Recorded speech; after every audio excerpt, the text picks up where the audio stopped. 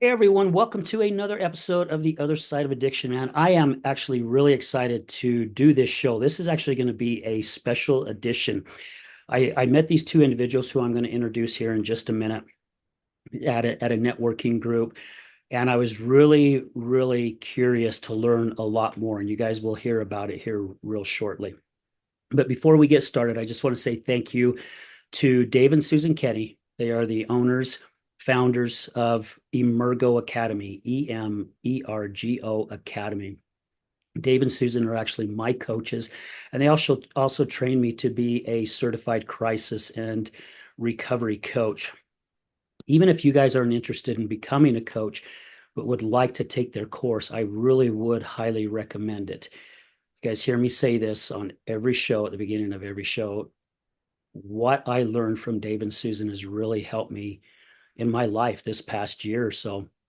It has really helped me understand how the brain works and really learn how to sit with my emotions and understand my emotions. And a lot of us are battling that because society has us thinking that we're not allowed to show our emotions because if we do, we're weak. And then we're taught that it's shameful and that, well, that's a bunch of bull, especially with us guys.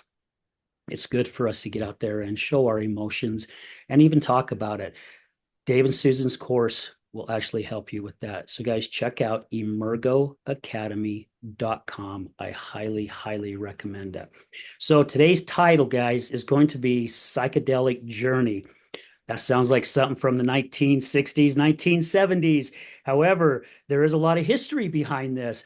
And we have Shandell and Nathan. Guys, thank you so much for being on the show today. I really do appreciate your time. Yeah, thanks for having us. Yeah, Absolutely. And so before we get started, I want to read each person's bio so you guys really understand who these individuals are. And that way you know that they're just not some fly by night couple that's just going out there to do some woo woo stuff. These guys are really true blue. And when I sat down with them this past week and had the opportunity to learn a lot more, man, I really am excited to have them on. So Nathan is an emergency medicine doctor who spent over 20 years working in different emergency rooms in New Mexico and Utah before transitioning into the world of psychedelics. He has personally seen the impact of ketamine on his own mental health and now finds purpose helping others in the same way. He has three boys that are still in school and lives full time in Salt Lake City. Shandell is an energy healer and psychedelic integration specialist who has worked with psychedelics for over 6 years. Her role to help people prepare for negative and make sense of their psychedelic journey, all while helping to integrate what they have learned into their daily lives. She has two children in college and lives full time in Riverton, Utah. So, once again, guys, thank you so much for your time and being willing to sit down and do this special edition. So, thank you. of Yes, course. we're Thank you. excited. So, to get our listeners to understand as we go into this psychedelic journey, what really got you guys started into this? I mean, what brought you from what you was doing into this? I'll let you go first. Yeah, so I'll go first. Like you said, I am an emergency room doctor, and I worked the first 20 years of my career in ERs and trauma centers. And it was about 3 years ago now that in retrospect, was burned out. I was depressed. I was going through a divorce. And I never had any huge downs, like severe depression, but I never had any big ups. I was just kind of the same every day, just making it through every day. And I ended up going and getting ketamine as a patient myself for my mental health. And it was my first exposure to any kind of psychedelic, really my first exposure to any kind of, medication or drug. Never had a medical problem in my life. And it was so profound and it changed my mindset so much that it literally changed the trajectory of my career. And call it a midlife crisis. I was done with the ER. I was burned out. I was grumpy at work. I was mean to the nurses sometimes. I was like, what am I doing?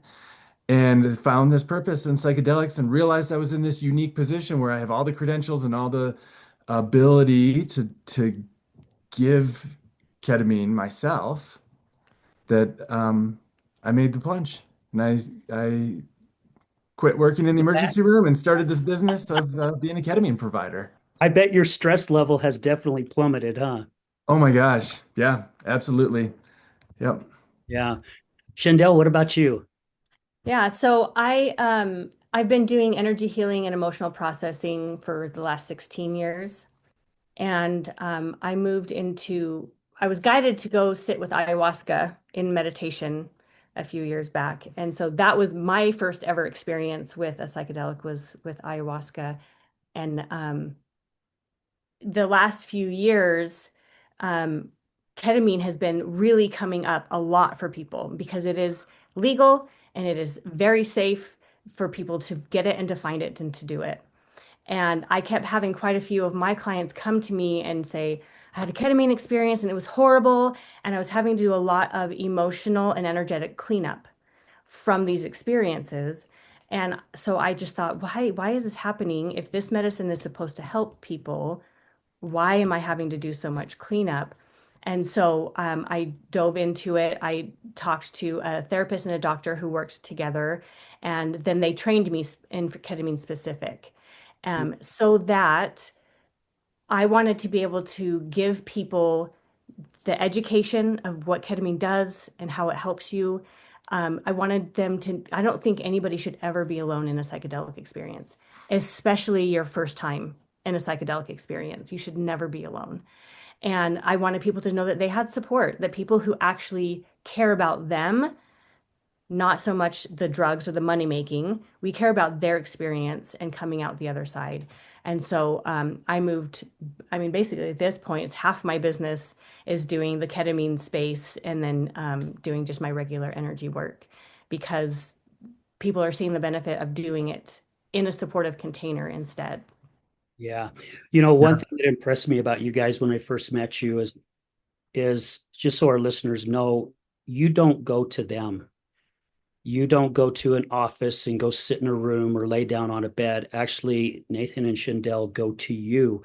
So you're in the safety of your own home, right? And I'm sure probably some of these people may have other individuals that are there just to also make sure things. But I think that is really cool because I would think a lot of individuals would get nervous going, okay, well, I'm going into this clinic. I really don't know what to expect, right? We always think of clinics all the way back, like down back in the oxycodone days, right? You went to these clinics to go get all this stuff. So I really think that's neat that you guys do that. It's very unique. You guys are the first people that I've heard of that actually go to people's homes to do this process. And also, what's cool is that you're there with them the entire time to monitor them, to make sure everything's going in the right way. So I tip my hat off to you guys for that. I think that's really cool. Thank you. Yeah. Thanks. And I will actually, I'll tell you my quick story. When I went to get ketamine myself, I just signed up for a appointment at a standard clinic. And what I'm talking about standard is most of the ketamine clinics, like you said, brick and mortar. You go there, it's like going to a doctor's office. And for me, I was in this room. It seemed kind of sterile, like a doctor's office. They had a comfortable chair, and I was alone in the room, and they gave me the medication. And I mean, truthfully, I didn't prepare myself very well for it. I mean, I knew it was a psychedelic, but again, I never had any experience with it. This is before he knew me. Right, this is the very beginning of my journey, and I was probably a little cocky. I was like, whatever, I'll be fine. And I went to this clinic and they gave me the medicine and they left me in a room alone.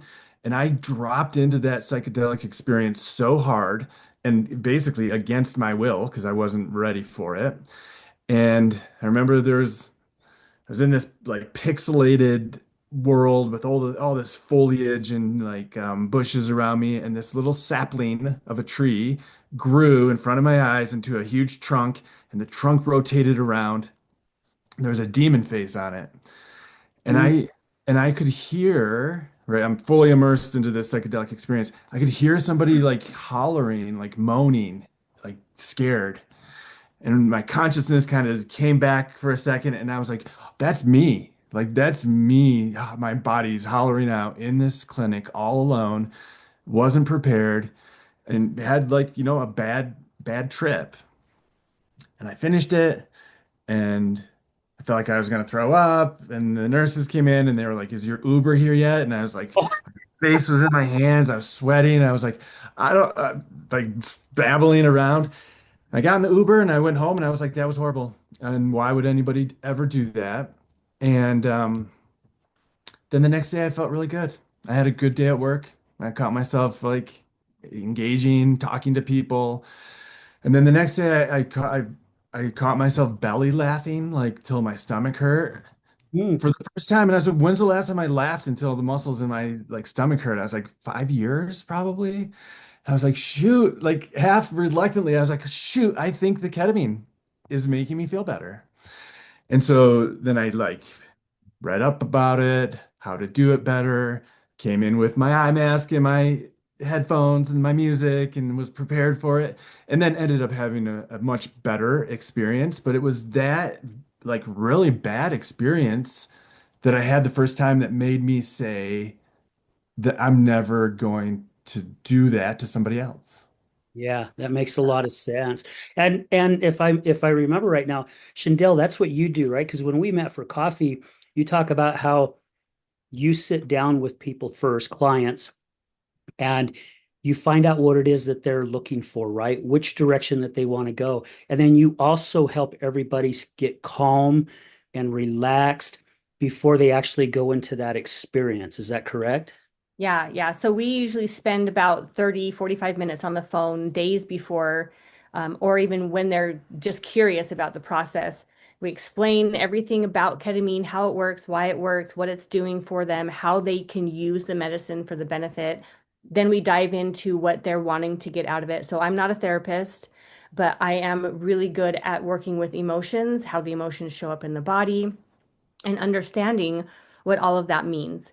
And so I help them come up with very specific affirmations for what they are experiencing, for what is going on with their life, so that they know how to use the medicine. And then when I'm with them, like we arrive, we get them all set, like we encourage them to set their own little like nest, their own like little perfect area that they feel safe in, their favorite blanket, maybe their animal is close, maybe it's not. Um, and then I take them through like breath awareness, body relaxation meditation. We'll either drum or play some sound bowls so that everything about them is peaceful and calm before they even get the first injection. Wow. And that's what it is. It's an injection. So I'm sure, Nathan, that's what you do, right? You come in and you do the injection and Yeah, so you need a medical provider to give the medication because, like I said, it's an injection. We have to monitor your vital signs throughout.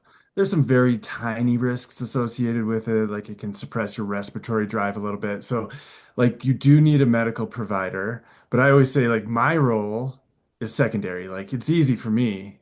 Mhm. Um, but it's the emotional side of it that where people really need the support.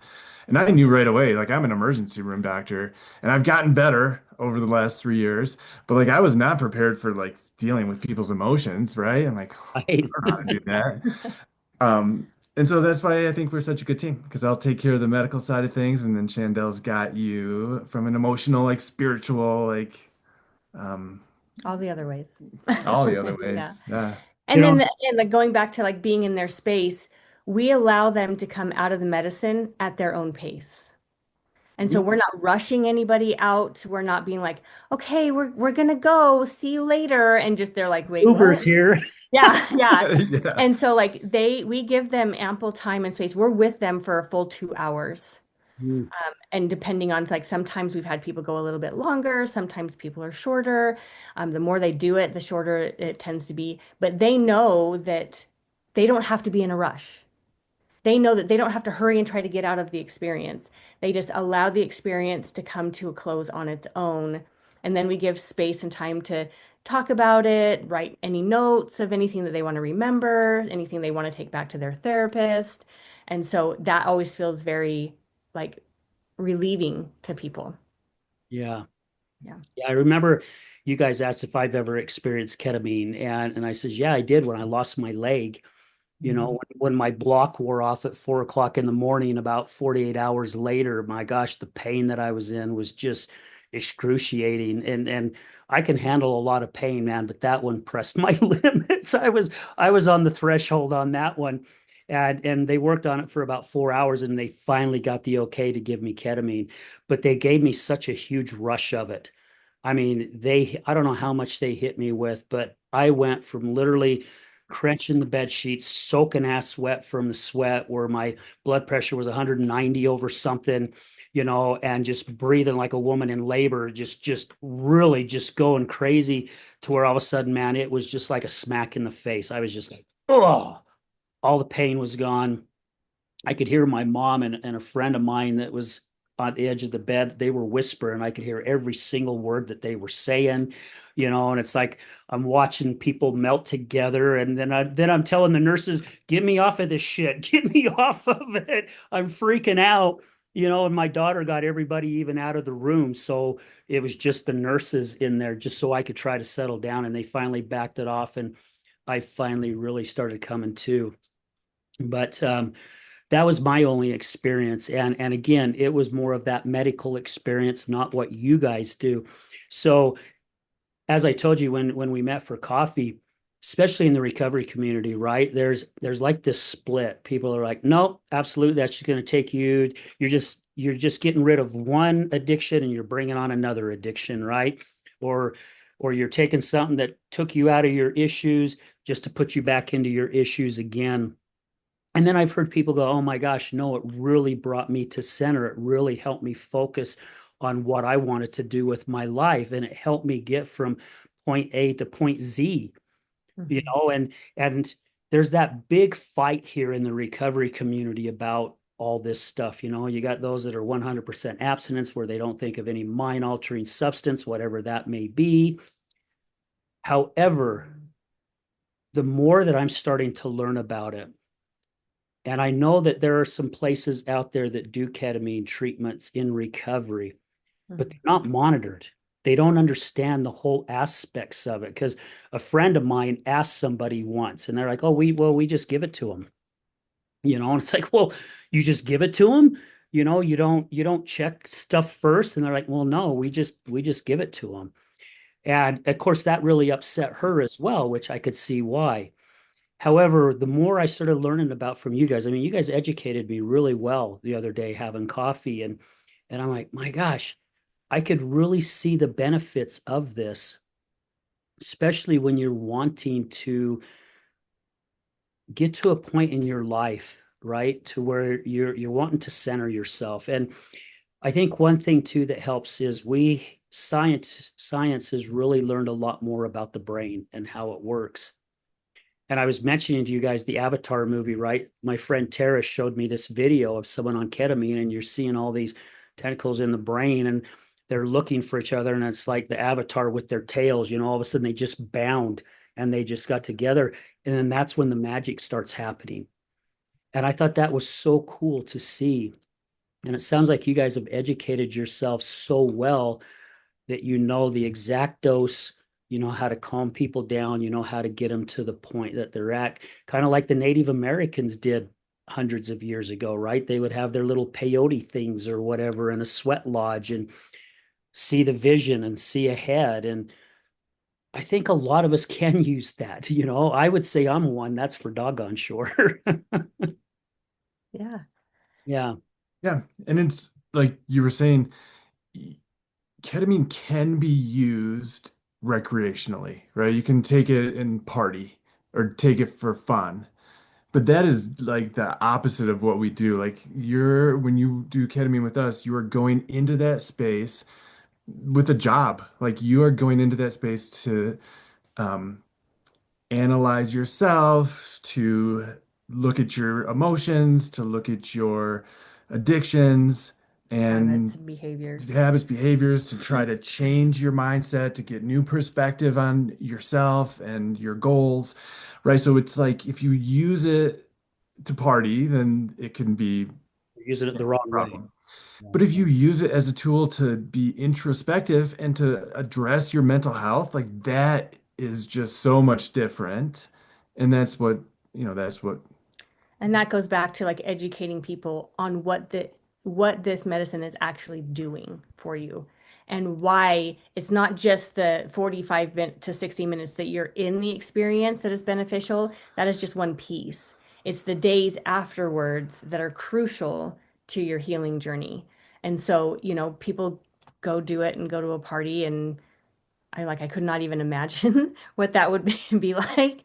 But they go, and then they either like have fun or whatnot, or they have a bad experience, but then they don't realize what's happening the few days afterwards either. And so they're like, oh, the I just want to experience the escape again.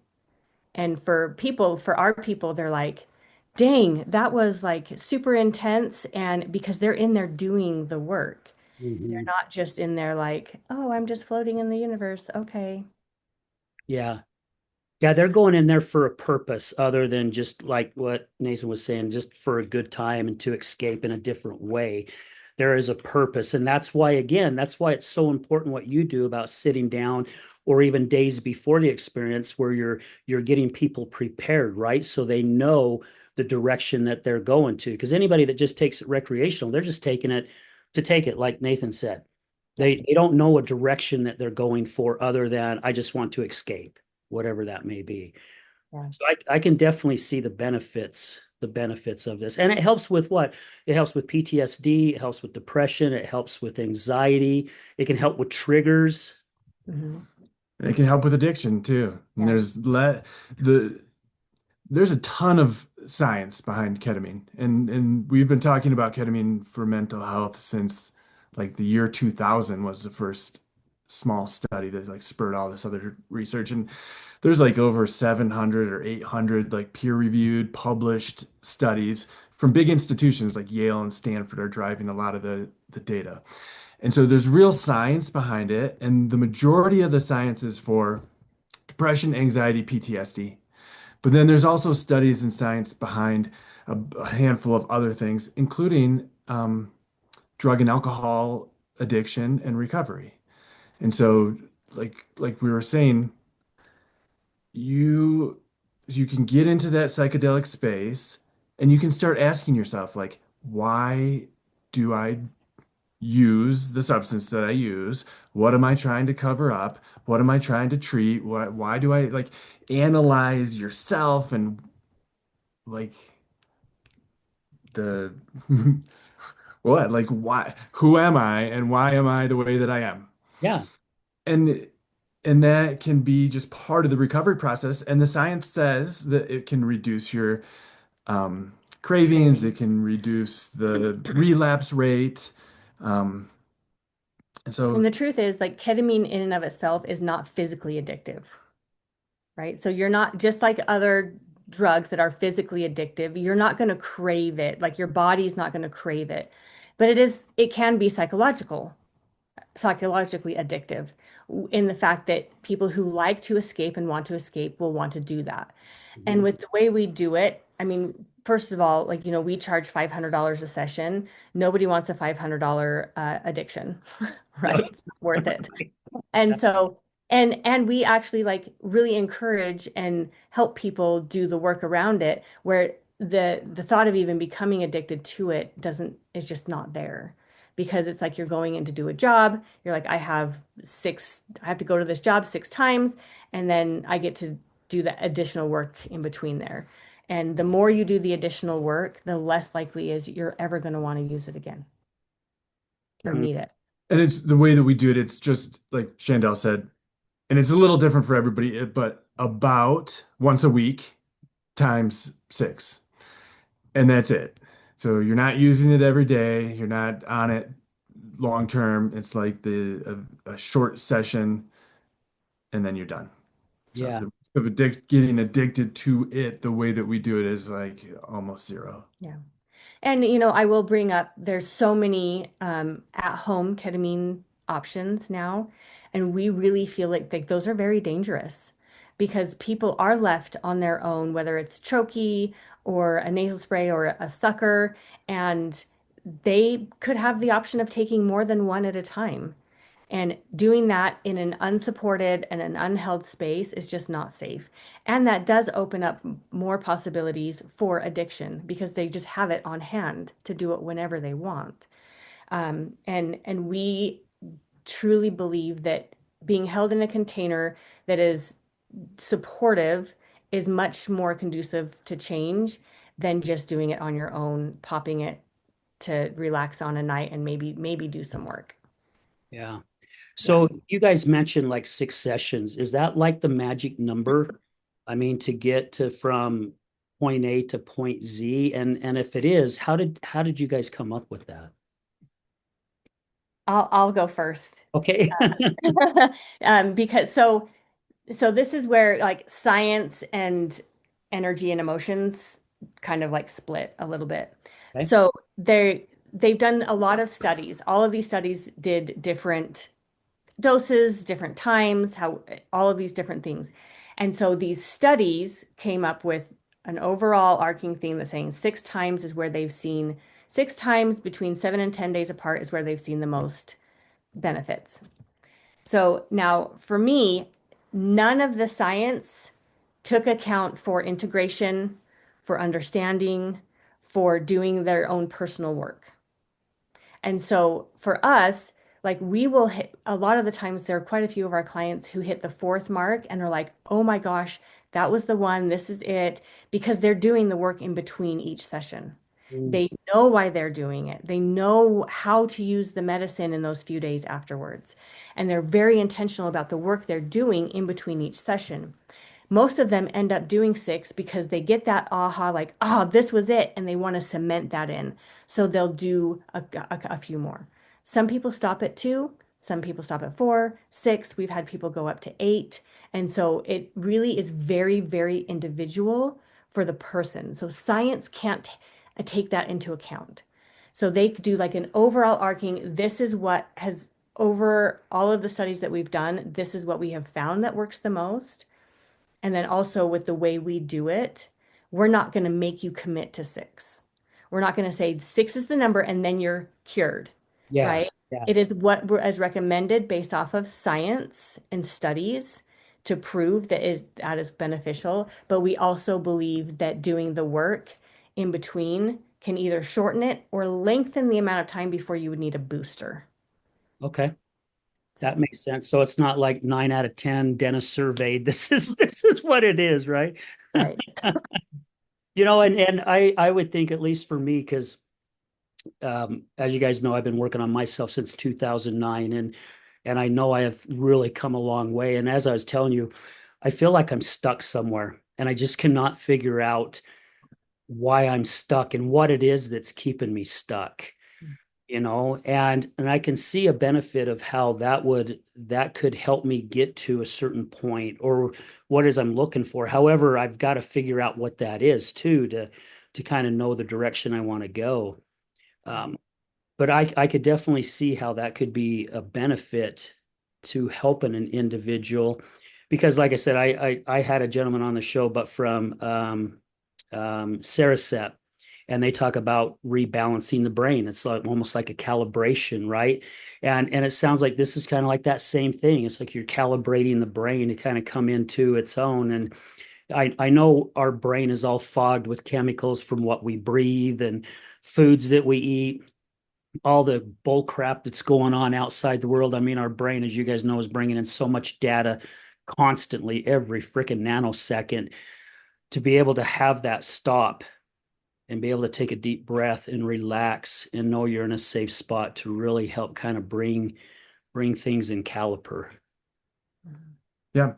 And actually, I'll speak to science behind exactly like what you just said is keep being stuck and with the similar thought processes. So 20 years ago, nobody knew why ketamine would make people feel better. The first studies were just give somebody ketamine and they would report back that they felt better. But Mhm. we didn't know what it was doing in your brain or why that would be true. But it's pretty cool in the last maybe 10 years now. We've gotten down to the cellular level, like the mechanism behind what's happening. And like The very short answer is that it is stimulating new synapses to grow. So the synapses are the connections between the neurons.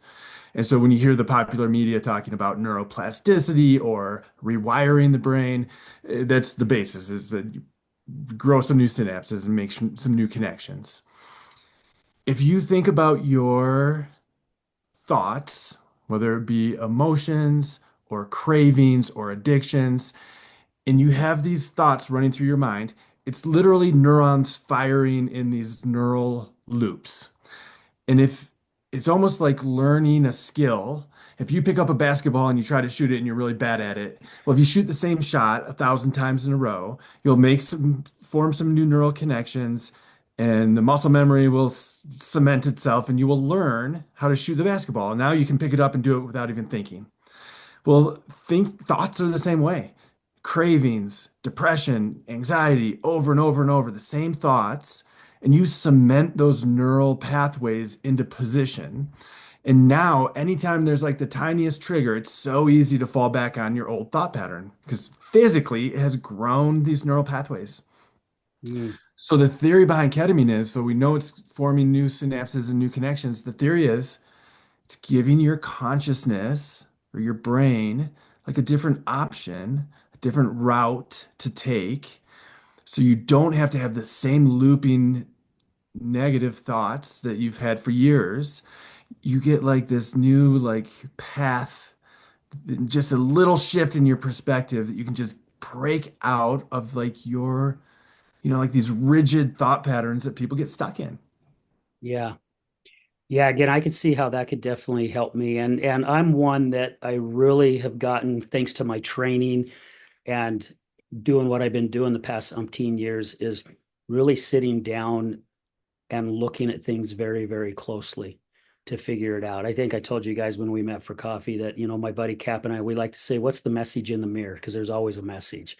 There's always a lesson behind it. And even since you and I have met, I've been going through my brain, right? It's like, okay, where is this, right? Why am I where I'm at right now? What's keeping me from taking that next step forward? Because something's holding me back. And I don't like it because I do want to go forward, but it's like, what is holding me back? It's like, hooking a certain length of chain to a dog. You're only allowing to go so far out. It's like right to the point of the sidewalk, but then they get stopped and they Mhm. want to get on that sidewalk, right? That's where I'm at. I want to be able to get on that sidewalk and go explore and see where things at, where they're at, but I'm just like chained, Mhm. and I go to take that step and I get yanked right back. And so this whole week I have been running that through my brain. It's like, okay, where is this coming from, right? And I'm asking my brain, I'm not telling myself to stop thinking. I'm asking my brain, please help me figure it out. Help me find the answer for this. And it's worked for me in the past when I've asked my brain. Sometimes it happens quick, sometimes it takes a while, but my brain will find the answer for me.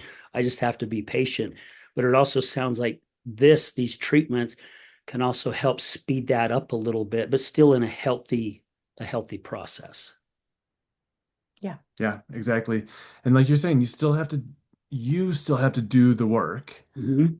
And it's not just a miracle drug that will make you see the light, but it can assist, right? And then you get to do that work and it can be more meaningful or more like it'll stick easier. So for an example, I know you guys can't, because of client confidentiality, but do you guys have a special client that you had where it's just like, my gosh, and you probably see this with all your clients. However, is there's just like one or maybe two where, I mean, their aha moment where their life just excelled after doing a treatment or two or six with you guys? Yeah.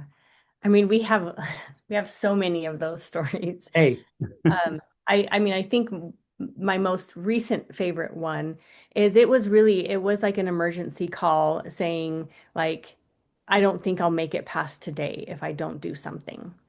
And so I mean, luckily that's the nice thing about our schedule is we can fit people in fairly quickly.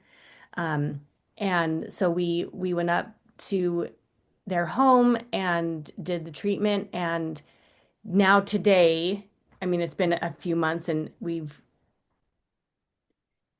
had them come back one time after their treatment, but it was literally night and day. He's like, I feel so happy. He's like, I love my job again. I'm super active with my family now. Like I'm like prioritizing all of this joy in my life. I wake up every morning and I'm like, today's going to be a great day. And he's like, that's what I tell everybody now. And he's like, everybody at work was like, what happened? Because it was literally in a matter, I think it was after his second session that he was like, I know this is working. And he did do all of his six. And it was really literally, if I don't do something today, I'm not going to make it. To I am loving my life. I am fully in joy and fulfilled in not just my family dynamic, but in my job and how I'm showing up for people. And like I mean, we should have him on a podcast at some point because he just talks about it so much. And we get texts from him every once in a while. I can't tell you how grateful I am for you guys. Thank you so much. And we just keep reminding him, you're the one that did the work. Yeah. You're the one that committed to yourself. And so we're like, yes, we received the gratitude. And also you have to give it to yourself because you're the one that did all of the work. And so, I mean, he's my most recent favorite one, and that's probably because he sends us texts all the time. But that's got to make you guys feel good, right? Because I know when I can sit down with somebody, either whether it's in a show or whether it's a one-on-one or a phone call or whatever, to have them reach back out to you and say thank you so much. It really helped me. However, again, Shandell, you nailed it too. It's just not us. It does make us feel good. However, they're the ones that really do the work, right? Because they have to. I mean, it's not take this magic pill and you're going to start seeing rainbows and unicorns, and life is great and candy falls out of the sky and we're eating Skittles every day, you Yeah. know. It's like there's still homework to it to help us get to that point. And it sounds like these ketamine treatments kind of help open those doors to where we've been walking around in this boxed room for so long because we've been too afraid to open that door.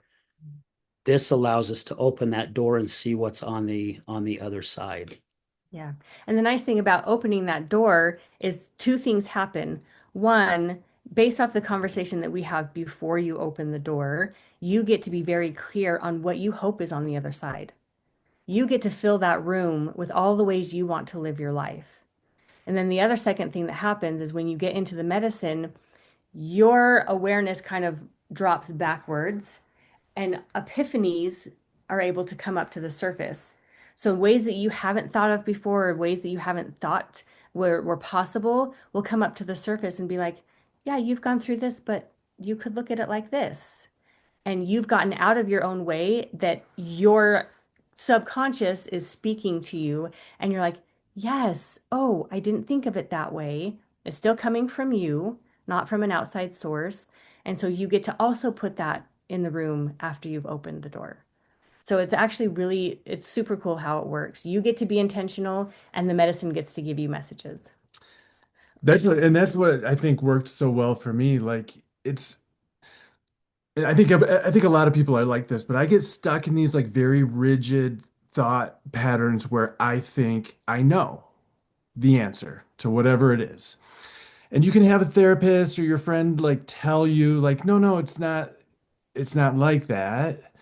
But for me, I can't believe somebody else until I have figured it out on my own. Right? Mhm. Like so for instance, like sometimes I have this problem thinking that people are untrustworthy, that the world is out to get me, and I got to keep you at a distance, and you're gonna screw me over if you can. And a therapist or a friend can be like, no, like the vast majority of people are good, like they're not like that. And I'm like, okay, I know what those words mean, but I don't believe you. Like I also know that I'm right. But I went into a ketamine experience one time and my barriers dropped.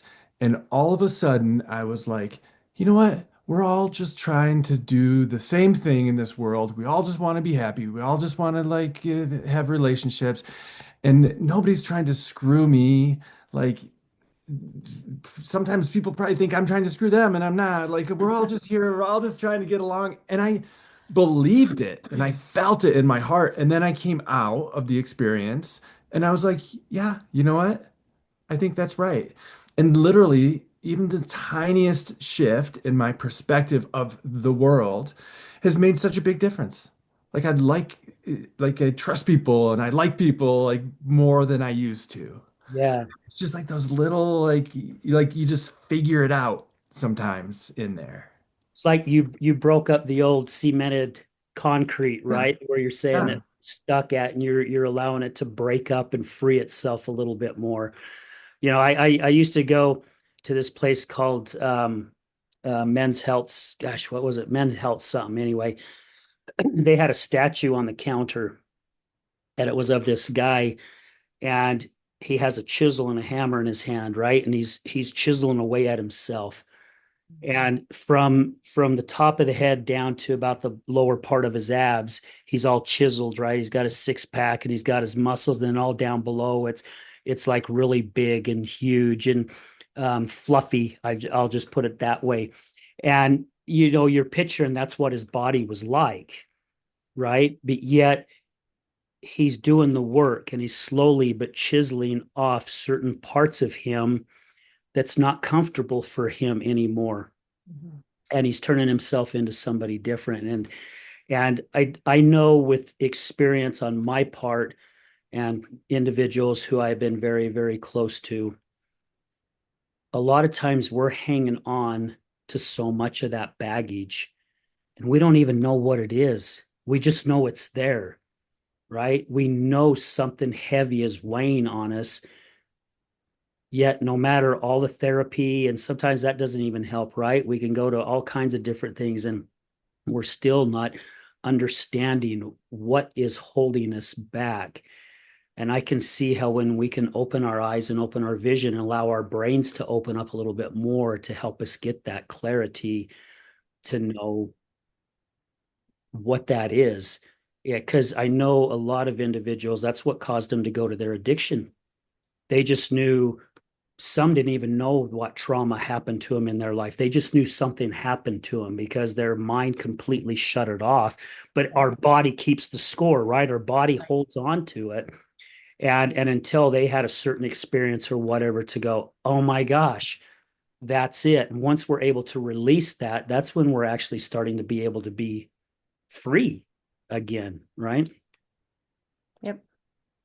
I've even heard some people say Bill Wilson, who wrote the big book, that a lot of people in AA use and a lot of people in recovery use, that he was actually on PCP, a psychedelic type drug as well, or other things to help write that big book. Mhm. And Nathan, you even educated me, right? That's where ketamine came from, right? It was kind of like a breakdown of the PCP. Yeah, exactly. It's just a slight variation off the PCP molecule. PCP was giving too many negative side effects, like the classic like Rage. raging out and fighting the police naked on PCP. And so they tweaked the molecule a bunch of different ways to try to find one that was similar with less negative side effects. And that's where ketamine came from in the 1960s. Man, it's been around that long. Been around that long. And isn't And it crazy? It's like you said, what, since 2020 is how it's really starting to break out now and kind of form its own little identity. yeah, and what's funny is people have known about psychedelics making you feel better since the 60s and 70s, and they would talk about the afterglow. But it was like pinned as a negative. That's the hippie culture, like the drug user culture, and you got such a bad rep that it disappeared from, couldn't do research on it. It was illegal and people were going to jail. And so maybe, yeah, maybe in the last 20 years, there's like this psychedelic like revolution like happening Renaissance. again, renaissance. And now the science is getting behind actually proving what the hippies knew already back in the 60s, which is that you take a psychedelic and you'd feel better afterwards. like for days and even weeks afterwards. Yeah. Yeah, and it's such a different way. I think I shared with you guys, years ago back in my teenage years, we used to go do mushrooms, and I remember how afraid I was of doing mushrooms for the first time. Acid now, I always had a chance, not always, but I had a few chances here and there to do acid, and I'm like, absolutely not. I want to know if something in front of me is real or not, right? So I never would, but the mushrooms was a fun thing because again, you'd wake up the next morning, your abs were so sore because all you did was laugh. I remember a party when I was working in Phoenix, Arizona, doing construction. We had a big party and someone brought mushrooms and I took some and I remember, I don't know, my buddy said for about an hour and a half, all I did was sit and watch the cat's tail and just laugh my ass off because I was just watching how the tail was moving and I thought it was hilarious, apparently. However, I never looked at what the next day was. Hmm. Right. I never did go into the next day and go, my gosh, what did that experience teach me? Instead it was like, oh my gosh, I drank too much last night, but that was kind of cool watching the cat's tail, Right. Well, and that's a great story because the difference is like you were probably really analyzing that cattail and like being interested in it and thinking about it. But if you had had Shandell, you could have turned that into yourself and started to analyze why do you love who you love or why do you feel how you feel or why are you addicted the way that you're addicted and then all of a sudden now you're analyzing like important things instead of the cattail and that's the difference. I mean that's how you can turn it into a tool instead of just a party. Right. Yeah. Like even in that exact story, I would be like, well, how do you incorporate paying attention to the simple things of life and finding the joy in that? A simple thing by watching a cat's tail brought you so much joy. Why is it any different than any other day? Right? Like, so how can you bring that awareness into your everyday when you're sitting there out on the front porch watching the leaves and you're just like, ah, like how beautiful is that? Or you're on your front porch on your phone and ignoring everything. Right, there's all these lessons to be learned, and that's what she does. I mean, that's what Chandel does. It's just psychedelic integration is exactly that. You could have taken that cat tail and 20 years later still be thinking about it like that cattail's beautiful. Like and it Yeah. relaxes me. And it's like you like have, learn all these lessons from like the simple things. Mhm. Maybe I never thought of it till you guys are sharing this with me. Maybe that's why still to this day, my mom has a couple cats and I love petting down their back and then grabbing their tail. I don't pull their tail hard, right? But I Right. just Mm. grab that tail and kind of straighten it out. And the cats love it. So maybe that's my obsession with tails is because of that mushroom time. I don't know. Yeah. Yeah. Yeah. Yeah, Funny. pretty cool. Well, what else is it you guys can share? I know you're on a time crunch, so we have just about 12 minutes, and I want to honor your time. Is there any other like benefit that you guys that haven't had a chance to share yet that you could share with our listeners? Well, I mean, I think overall it's just the method in which we do it, right? For us, it we are willing to spend the time with people. We are willing to like support their process. We are not about cranking people out. We're not about getting your money. We're about making sure that you feel fully and completely supported from beginning to end, right? So that's why we do the education. It's why we do the preparation. It's why we explain to you why the setting in which you do it is important. The mindset that you go into it with is important. The integration and why that's important, and how to like really make the changes in your life, not just have a psychedelic experience. And I think that that is what makes us unique, is the fact that we really are person-centered and not just experience-centered. Well, and that's what I gathered from the both of you when we sat down and met is that your care for the individual is number one, and that means a lot for someone like me because that's how I like to look at it, and the people who I keep in my bubble as well, that's how they look at it, right?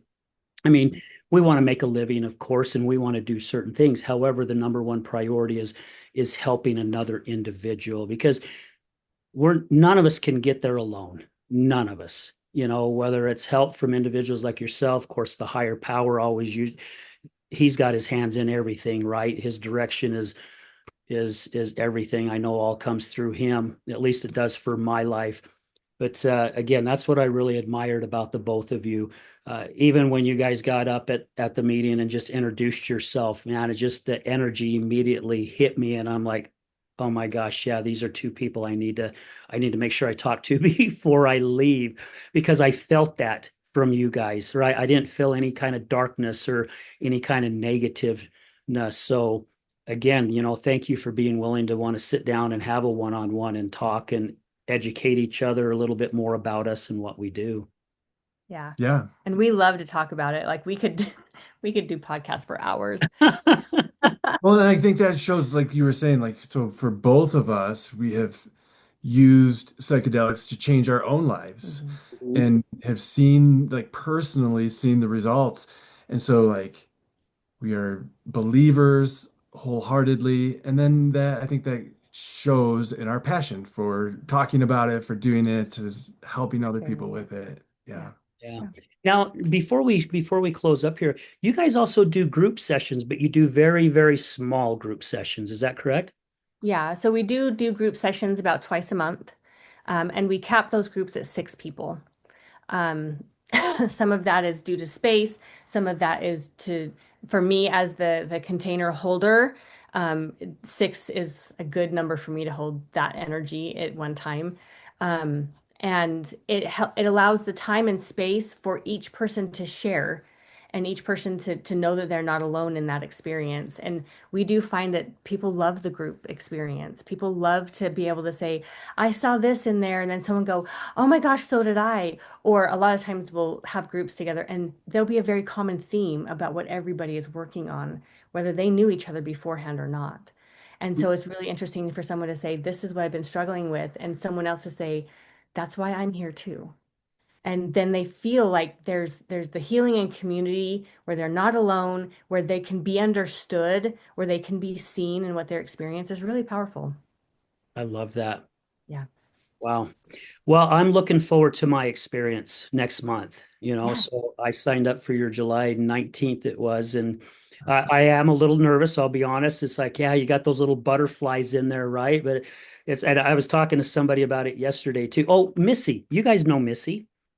Missy, she was at the BNI, cute little blonde-haired gal. Maybe you don't remember, Oh, but yes. I Yeah. Totally. was Yeah. talking to her about it. We met for coffee yesterday, and I was talking to her about it. She's like, "Are you nervous?" And I'm like, "Yeah, in all honesty, I am. I'm not going to lie, But also, I'm like, I'm going to go into it with a really open mind as well, because I do want to get to that other point, that other side that is just kind of, well, like I said earlier, it's kind of keeping me stuck right now. So, Yep.